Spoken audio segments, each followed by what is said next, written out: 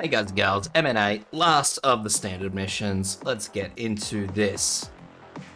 So this has the two really bastard enemies that just destroy everything you have if you don't kill one or the other within a couple of seconds of both of them. So let's get two standard vanguards in as a starting point. Suzuro, skill 2. Not hyper important because basically Cora is going to get one shot if you don't have her shield up when the thing hits you. So you're basically limited to the runtime of Cora's shield. If you've got your Cora boosted, sweet as. If you don't, well, you're up shit creek like me. So two standard healers. As I said, you don't need two standard healers, but I find it to be a lot more reliable if you do have to. Two good snipers. So I'm using Vermeil, a split shot sniper, because her attack is quite low, but I'm also using, and you'll see what I mean by quite low in a minute. I'm using Meteor because I need them to kill drones. Also Meteor's armor break tends to help a little later on. Armia, skill 3. So for that true damage. Haze, skill 2 is fine. Cora or any fantastic tank you have, anything with super high defense is going to be ideal. Utage with skill 2, her deploy skill, Frostleaf skill 2, and a fast redeploy is going to help you out.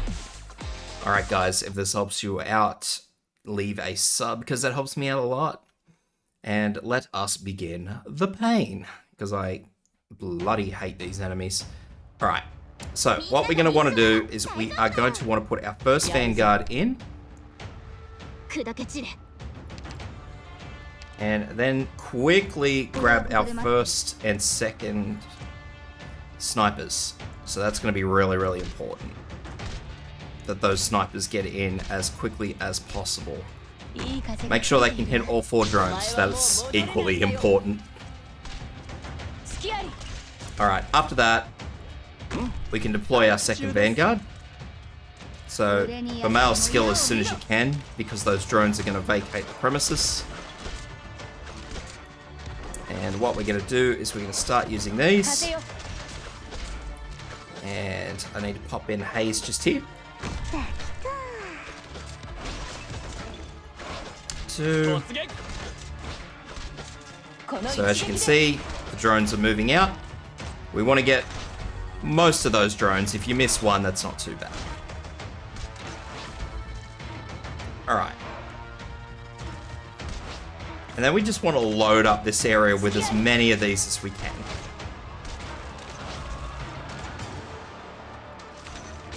So I know that's probably counterintuitive.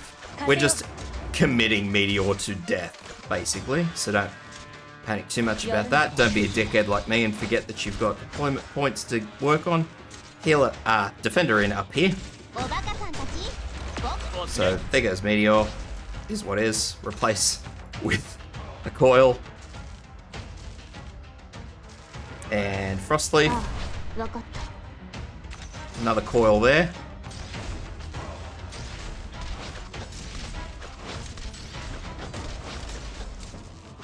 So basically what we're doing is now we're just leaving stuff to go. So we're going to pop in our first healer here and our second healer as well. That's because we don't want Cora getting annihilated. 1 and 2. Put them all the way back. So I'm going to use my fast redeploy here just to delay this enemy. I can use Haze's skill here to get rid of these enemies. Alright, that'll be good enough.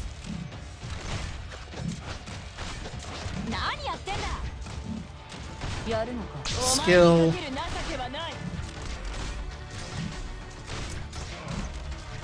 And about this point in time, 34, once the second enemy has started moving, we can deploy Armia. If you feel uncomfortable doing so, you don't have to, but as I say, it's up to you guys. Anyway, at this point in time, we're done. We yank everything out. So I'm also, again, just going to drop in my fast redeploy here. And once this guy hits there, so he's hitting gravel, I'll drop in Armia. Up here is fine on the left-hand lane, as you can see. So what we're going to do is we're going to deploy Meteor. Now, Korra, depending on where your Korra is, if it's higher, if it's lower, she may be doing better, she may be doing worse. I don't know. Keep an eye on her, see how she goes. Now, this one last coil is for if Armia goes down, and we need to put it there. So, that's why I suggest you get all of them, but it's not essential to get all of them.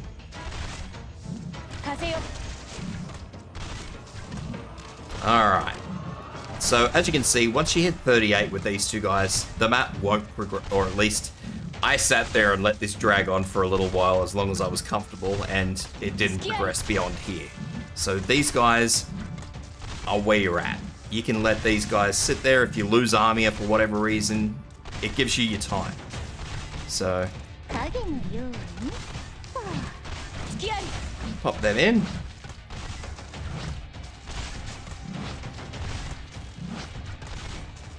Now I'll fast forward this so you guys don't have to watch it.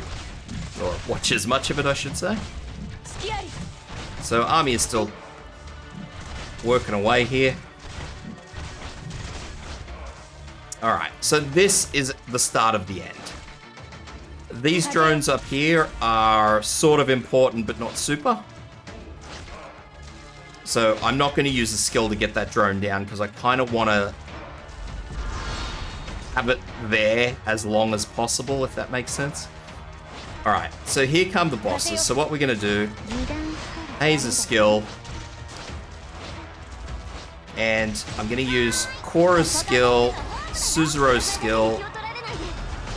I'm going to drop in Utage and Armia's skill, and as soon as that enemy gets in range, I'm going to use, even though I didn't really do a particularly grand job of that, I'm going to use Frostleaf's skill. I'm just going to burn skills. I want that enemy down. And fast redeploy, because I want to take at least one shot off Armia. So there goes the next buff.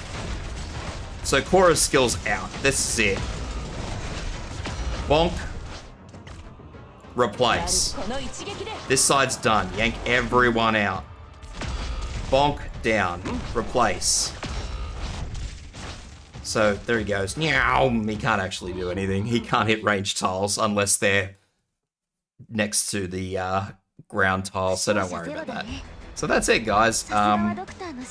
One lane may die, but the idea is that one lane does die before the other. That's actually the first time I've ever had the archer die before the melee, so that's really, really weird. But anyway, that's how you get through it, guys. I hope that helps.